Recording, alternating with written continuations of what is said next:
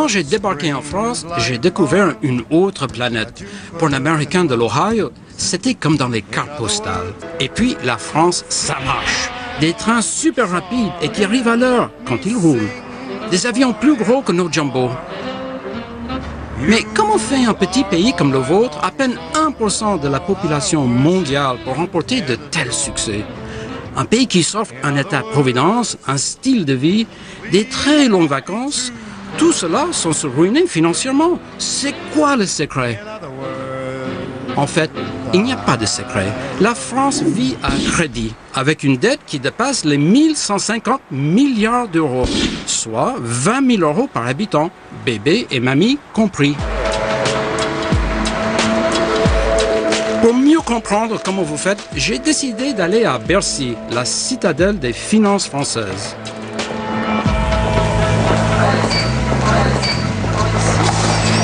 On m'avait dit que dans ces couloirs interminables se trouve une réponse à mon enquête. À l'agence France Trésor.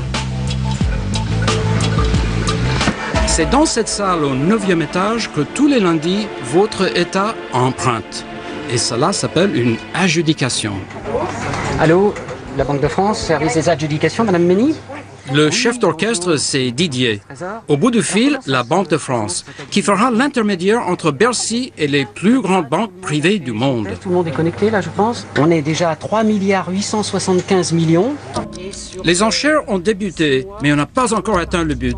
En 15 minutes, Didier doit réunir plus de 4 milliards d'euros. Mais au fait, pourquoi faire? Ça sert à payer les salaires des fonctionnaires et à travers les salaires des fonctionnaires, ça sert à financer le fonctionnement des ministères comme le ministère de l'Éducation, le ministère du Travail, le ministère de la Défense, l'ensemble de la fonction publique de l'État. Autrement dit, vos impôts et vos taxes ne suffisent pas pour assurer le train de vie de l'État. Didier? On est à combien? Sur le 3 mois. On surveille les taux d'intérêt pour s'assurer que la France emprunte au meilleur prix. 3,65, 3,72. Didier communique les taux. Le MID est à 3,68 sur le 6 mois. C'est le prix du marché. Ses supérieurs donnent une autorisation. La procédure peut continuer. Encore 5 minutes. Dans 5 minutes, la France va s'endetter à nouveau. 4,2 milliards. Tout le monde est là, 20 participants. Les taux n'ont pas bougé, on est toujours à 56,5, 61, 3,65, 3,72. Plus qu'une minute. 49,30, 30 secondes. Allô? 14h50, c'est terminé. Ça y est, c'est parti. Dernière vérification, il faut faire vite. Les banques On attendent. a une demande de 4 milliards 390 à 3 575. Merci beaucoup, Madame Si. Au revoir, Monsieur Maître. Bonne journée à vous. Au revoir, merci. Monsieur, c'est fini? Oui, c'est terminé. Vous avez l'air, tout le monde, assez calme et vous venez d'emprunter beaucoup d'argent. Oui, en 5 minutes, on vient de lever plus de 4 milliards. En plus, j'apprends que l'essentiel de l'argent emprunté ici vient de l'étranger. Sans ces capitalistes saoudiens, américains et même chinois, le modèle social français s'écroulerait. Sous tous les gouvernements, la gauche comme la droite, on emprunte pour combler les déficits devenus chroniques depuis un quart de siècle. La dette est une tradition aussi française que le pot-au-feu. Les intérêts de la dette, d'ailleurs, c'est déjà votre deuxième poste de dépense. Devant la défense, la lutte contre le chômage et 2 fois la recherche. Et les Français, qu'en pensent-ils? Ça vous inquiète? La dette, ma dette à moi m'inquiète plus que la dette de la France. Inquiète c'est une bonne question. Est-ce que vous êtes inquiète? Non, pas particulièrement. D'accord. Très bien, ok. Ça vous intéresse pas, la dette? D'accord. Merci, madame. Au revoir. Bonjour, mademoiselle, madame. Non? Parfois, le public fuit le sujet de la dette comme la peste. Mais les livres, eux, en parlent. Des spécialistes commencent à évoquer de plus en plus les dangers de l'endettement. Et certains utilisent même le mot « faillite ». Mais sérieusement, peut-on réduire la dette de la France? Difficile sans véritable réforme. La vente des bijoux de famille ne suffira pas. Privatiser entièrement l'EDF, seulement 7% de la dette. Vendre tout l'or dans la Banque de France, un piètre 3,5%. L'État met chaque année une partie de son immobilier sur le marché. Mais tout son patrimoine ne représente qu'une année d'agio de la dette, 3,5% du total. Nous sommes invités pour des traditionnels vœux à l'Hôtel de la Cé, magnifique résidence du président de l'Assemblée nationale. Je crois que face aux missions d'information décidées par la conférence... C'est impressionnant, ce décor aux lambris dorés. On peut presque pardonner les Français de penser que leur État est infiniment riche.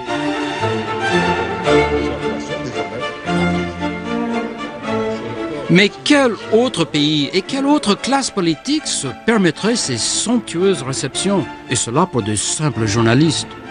Du champagne et les mets les plus fins. À la Maison Blanche, nous les reporters, on a plutôt le choix entre Coca et Coca Light.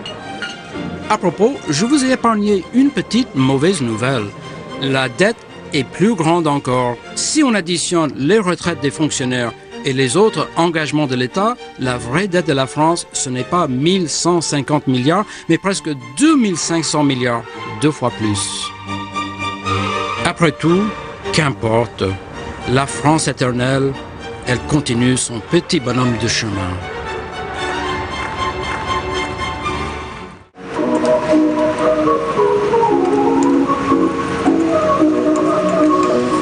Avec la pauvreté et la précarité, le chômage est le sujet de préoccupation principale des Français. Avec des chiffres éloquents, selon un sondage, près d'un Français sur 2 craint un jour d'être SDF. Ils sont 3 sur 4 chez les ouvriers. Bonjour. Moi, j'entends des choses tellement erronées souvent sur le franc CFA et ses banques centrales que aujourd'hui, nous allons faire une petite histoire de cette évolution. Mais ne commençons pas par la BCEAO tout de suite. Regardons son ancêtre. Qu'est-ce qui s'est passé? Il y avait l'esclavage. On apprenait les Noirs, on les vendait là-bas et les Français étaient installés à Gorée, à Saint-Louis, à Ouida pour faire ce travail-là pendant longtemps. Jusqu'à ce que à l'esclavage, la suppression de l'abolition de l'esclavage arrive. Mais un chef d'État français, Napoléon Bonaparte, qui n'était pas du tout content de cette abolition-là, en 1794, réinstaure l'esclavage en 1802. Il chasse tous les Noirs de l'armée, tous les Africains de l'armée française, il interdit les mariages mixtes, il interdit même l'accès du territoire français aux Africains. Et ça marche comme ça pendant quelques décennies, jusqu'à ce que en 1858, il y ait une nouvelle abolition de l'esclavage. Alors là, ce n'est plus Napoléon Bonaparte, mais bon, je crois que c'était un de ses cousins, lui, Napoléon Bonaparte. Alors là, les choses commencent à se gâter. Tous les esclavagistes, tous ceux qui avaient ce commerce des esclaves, tombent en faillite. Qu'est-ce qu'il faut faire pour les aider? L'État français leur dit, bon, on va trouver de nouvelles activités pour vous, on va envoyer une commission tourner en Afrique, voir ce qu'il y a de bon à faire, et puis on va mettre en place une banque pour financer ces activités-là. Donnez-nous 3 ans, voilà vos indemnités de 6 millions de francs, mais on va garder le 8e de cet argent pour créer des banques. Si au bout de 3 ans, on n'est pas arrivé à créer ces banques-là, on vous rend votre argent. Mais si on crée les banques, elles vont vous aider à faire fructifier vos affaires sur le continent là-bas. Et puis, au bout de 2 ans, les banques coloniales sont créées avec ces branches des îles et ces branches sénégalaises. Et ce sont ces branches coloniales, ces banques coloniales qui vont financer toute la colonisation. Et essentiellement, l'argent qui a permis de coloniser le Niger, le Burkina, le Sénégal même, le Mali, la Côte d'Ivoire, le Togo et autres, c'est pas de l'argent qui venait de France. C'est de l'argent que ces banques-là coloniales faisaient sur place et qu'on a utilisé pour coloniser ces pays-là. Si vous regardez la phase de colonisation, c'est allé doucement, doucement les uns après les autres. Donc c'est notre propre argent qui a été utilisé pour nous coloniser. Et puis, et De Gaulle, plus tard, enfin, pour arriver à De Gaulle. Cet ancêtre-là de la banque coloniale va devenir la banque de l'Afrique occidentale et du Togo. Ensuite, va céder la place à l'Institut d'émission d'Afrique occidentale, qui elle-même va céder la place à la BCEAO en 1959. Donc l'histoire là, ce n'est pas notre affaire. C'est une affaire créée pour compenser la perte de l'esclavage. Nous nous sommes retrouvés là-dedans, non plus comme marchandises, mais comme utilisateurs de la monnaie. Mais ne croyez surtout pas que nous en sommes les propriétaires. Cette Banque centrale des États de l'Afrique de l'Ouest va être mise en place au lendemain du référendum de 1958, au moment de la mise en place de la communauté, et le président de la communauté, le général de Gaulle, est celui qui est désigné comme étant le seul capable de changer la parité du franc CFA. Avec libre circulation de cette monnaie dans les pays colonisés, avec transfert libre de capitaux entre ces différents pays, la mise en commun obligatoire des réserves de change, la parité fixe, et puis enfin toutes les règles que vous connaissez. Vous comprenez pourquoi chaque fois que nous parlons de parité du CFA, les Africains regardent tous à Paris en se disant, bon, Paris dit quoi? Mais ça ne vient pas des textes actuels, ça vient de l'esprit de ces textes, de leur origine. C'est le président français qui doit donner le là. S'il ne dit rien, rien ne se fera. Ce que je veux expliquer, c'est que cette monnaie CFA et sa banque centrale n'ont pas été créées pour nous. Ça a été créé pour les esclavagistes qui devaient avoir de nouvelles affaires sur le continent. Nous nous sommes retrouvés dedans en marchant. C'est devenu notre affaire, mais ce n'est pas. Nous sommes des utilisateurs, on n'en est pas les propriétaires. Et si vous comprenez cela, vous allez donc arrêter de dire, oui, mais Koulibaly parle de CFA, est-ce que c'est ça qui est l'essentiel? La corruption, là, c'est le CFA aussi. Les gens qui conduisent mal à Abidjan, là, c'est le CFA aussi. Les gouvernements qui détournent l'argent, là, c'est le CFA aussi. Il n'y a pas d'école, là, c'est le CFA aussi. On ne paye pas le cacao, là, c'est le CFA aussi. Ils n'ont qu'à d'abord gérer les affaires les plus simples avant de penser au CFA. Mais vous ne comprenez pas que tout ce que vous dites, que ce soit l'école, le cacao, le café, le taxi, tout le reste, vous payez et vous payez en argent et la facture est exprimée en francs CFA. La monnaie est partout, c'est comme le sang dans l'économie. Vous avez un malade qui a le cancer du sang et puis vous vous dites, bon, aujourd'hui là, c'est son orteil qui fait mal, on va soigner l'orteil d'abord, alors que le type a un cancer, une leucémie. Est-ce que vous vous rendez compte? Le sang est mauvais et si le sang est mauvais, tout le reste est mauvais. Ne dites pas que la corruption des chefs, le mauvais comportement des gens, c'est pas la monnaie. La monnaie est dans tout parce que corrompre la monnaie, on donne aux gens, non? Enfin, voilà ce que je voulais que vous compreniez très bien pour que nous nous concentrions sur l'essentiel. Sur l'essentiel. C'est le franc CFA. Arrêtez de dire aux gens, est-ce que ça là c'est le CFA, est-ce que ça c'est le CFA? Non. On veut être propriétaire de notre monnaie. On veut être gestionnaire de notre monnaie. On n'a pas besoin de regarder Paris pour décider de quoi que ce soit. Voilà le message.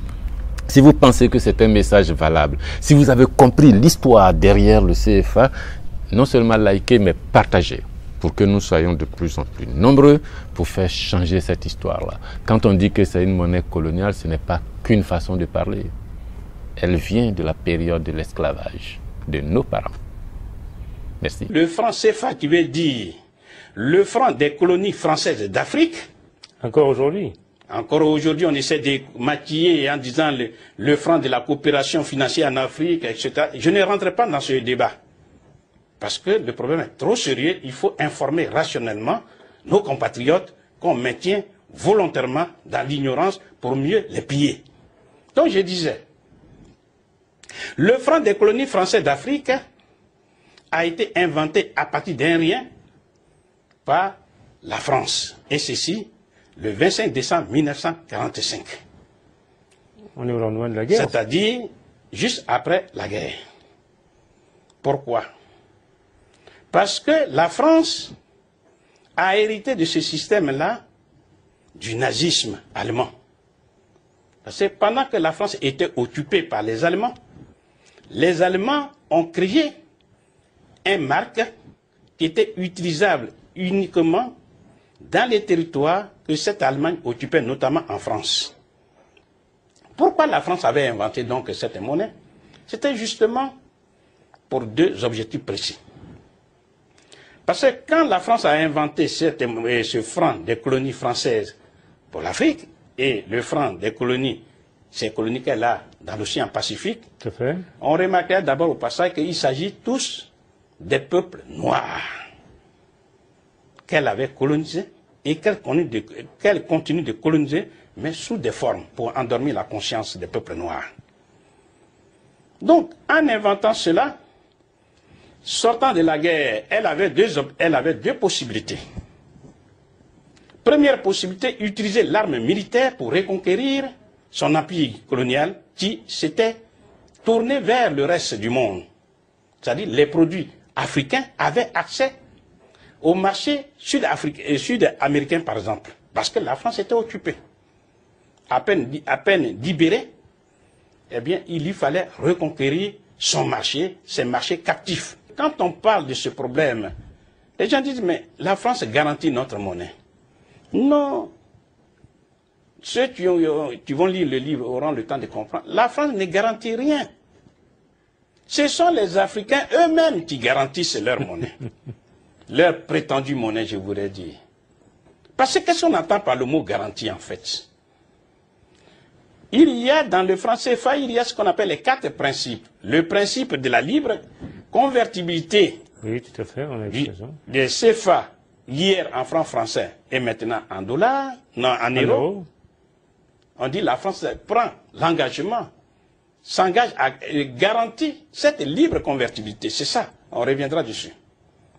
Deuxième principe, c'est le principe de la fixité des parités, c'est-à-dire entre le franc français, non, hier, et le franc CFA, il y a une parité, il y a un taux de change fixe.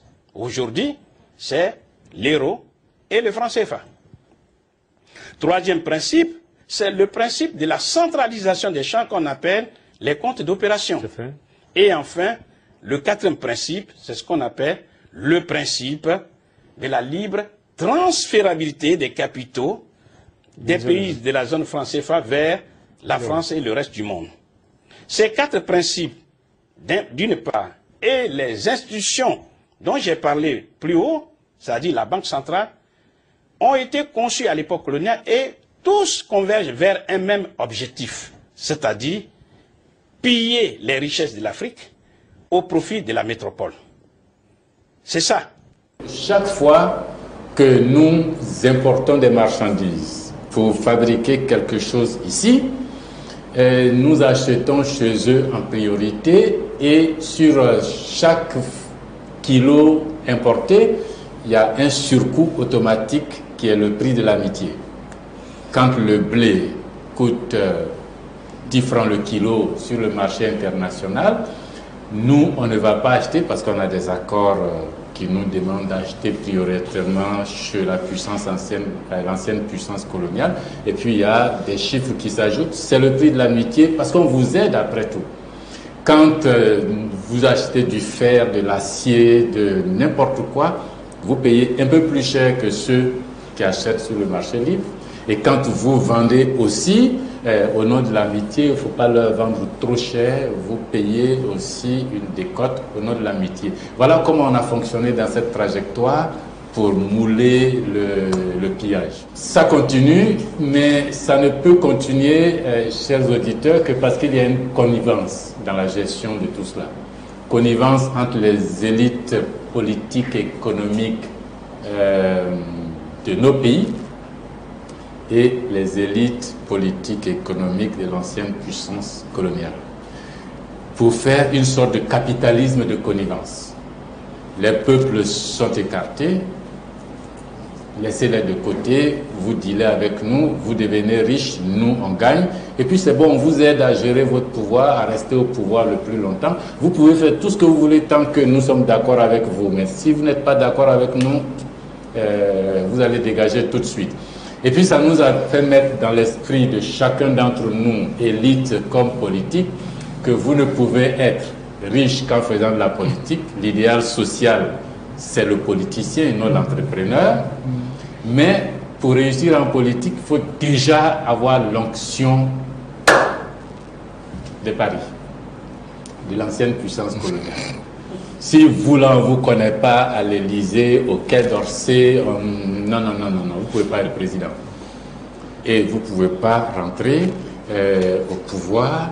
Mais si on vous connaît, si la presse France-africaine vous connaît, si les animateurs de la France-Afrique vous connaissent, ça c'est bien. Autrement dit, vous serez jamais. Ça c'est le pari que les nouvelles générations prennent aujourd'hui. Si on veut que cette exploitation qui perdure cesse, si on veut que ces droits de l'homme reviennent dans le respect propre, si on veut que l'indépendance tcha-tcha-tcha, qui a désillusionné tout le monde, redevienne une vraie indépendance, nous sommes obligés, en tout cas les jeunes générations sont obligées de faire une rupture épistémologique. Quand on est indépendant, on est indépendant. On se débrouille seul. Tant qu'on n'a pas bouleversé cela, pour que nos enfants, les nouvelles générations, apprennent à se regarder, à s'asseoir, à parler comme ça, je ne suis pas sûr que ce système mis en place depuis les années 60 cesse. Même quand il y a de petites réformes, de petites touches à droite, à gauche, c'est jamais une rupture de fond. Ça a été fait pour les accords de défense, ça a été fait pour les accords de coopération générale, pour le CFA en décembre dernier, vous vous souvenez, le président français est venu ici proclamer que le CFA était mort. Le lendemain, on utilisait quand même le CFA. Ils ont dit qu'en juillet 2020, l'ECO allait remplacer le CFA. Nous sommes en août 2020, on a le CFA en poche. Mais il y a de petits bluffs comme ça qui font croire que les choses avancent, mais en réalité, elles ne bougent pas, elles ne changent pas tant que l'initiative de rupture ne viendra pas de nous. Je raconte cette histoire. J'ai reçu ici, en tant que président de l'Assemblée nationale, l'ancien président du Conseil constitutionnel français, Roland Dumas. Mon père, il est venu s'asseoir, il m'a regardé droit dans les yeux. Tu veux être président, est-ce que tu es prêt pour toutes les décisions que vous allez prendre chez vous là? Prêt à prendre le téléphone, à demander un avis à l'Élysée? Vraiment, j'ai rebondi à mon fauteuil, il m'a dit, ouh là là là, ne faites pas cette tête-là, ne faites pas cette tête-là, mon jeune ami. C'est comme ça que ça marche. Mais ils font tous ça, les Yadema, Bongo, Kérékou, mais ils font tout ça. Mais au moins, bon, la voie est ouverte. Mais j'ai dit non. Vous voyez, j'ai dit non. Et c'est possible de dire non. Mais alors sans... Et en partant, il a dit, bon, j'étais prévenu et il était porteur d'un message de Jacques Chirac pour moi. C'est Chirac qui l'a envoyé, il est venu dire, la merdeur là, il faut cesser, on peut... Quand j'ai dit non, il a dit, bon, il faut continuer, il ne faut pas arrêter, mais le chemin va être difficile, parce qu'il y a des gens là-bas à Paris qui considèrent que votre pays n'est qu'un élément de portefeuille pour l'État français. Vous êtes un titre foncier dans le patrimoine français. L'enlever de leur portefeuille là, vraiment... Moi, je pense que si les gens ont le contrôle de nos pays, en contrôlant le sommet, c'est parce que tout le pouvoir est concentré dans les mains d'une seule personne. À partir du moment où vous contrôlez cette personne-là, vous contrôlez automatiquement toutes les ressources, puisque l'État est propriétaire de tout. Si vous démocratisez le pouvoir, bien vous délocalisez le pouvoir, ou vous dépolarisez le pouvoir. Une seule personne n'a pas tout.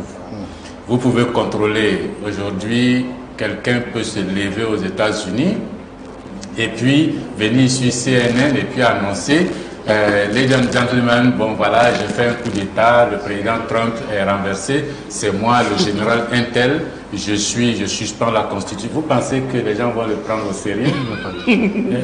On va chercher, on va appeler un hôpital psychiatrique pour venir le chercher parce qu'on se dit mais il est fou. Pourquoi? Parce que le pouvoir est tellement déconcentré entre le président, le congrès, les départements, les États, les universités, les avocats, les magistrats. C'est tellement déconcentré que vous pouvez attraper Trump à l'instant d'après. Les États-Unis continuent, quoi. Ici, il suffit d'aller à la RTI ce soir. D'ailleurs, il y a des militaires autour parce que tout le monde y croit. Vous allez vous annoncer que désormais, je suis président, c'est fini. Les gens vont dire, oh, il y a eu coup d'État en Côte d'Ivoire, il y a quelqu'un qui a annoncé. C'est moi. Alors, l'idée, c'est d'enlever ce trop-plein de pouvoir dans les mains d'une personne et puis de renvoyer le pouvoir dans le peuple. Les ressources, c'est pour l'État? Non. C'est pour les villageois et dans le village, c'est pour les populations. Si les gens se rendent compte qu'en attrapant le président, ils n'auront plus le puits de pétrole, ni la mine d'uranium, ni la mine d'or, ni la mine de bauxite, mais que ces mines appartiennent aux populations d'Abangourou, de Bouna, de Man ou d'Azopé, bon, ils sauront qu'on attrape le président ou qu'on ne l'attrape pas, ça ne nous donnera pas la propriété de ces mines, ça va changer complètement la donne. Moi, j'ai dit dans mon intervention ce matin, l'Afrique est notre avenir. L'Afrique est notre avenir parce que c'est un continent qui est à 14 km de l'Europe, à Gibraltar. Et donc, l'Europe aurait bien tort de ne pas se préoccuper de ce qui est en train de se passer sur ce continent. Dans un rapport récent de la défense française, le panafricanisme est décrit comme un ennemi de la France et du XXIe siècle.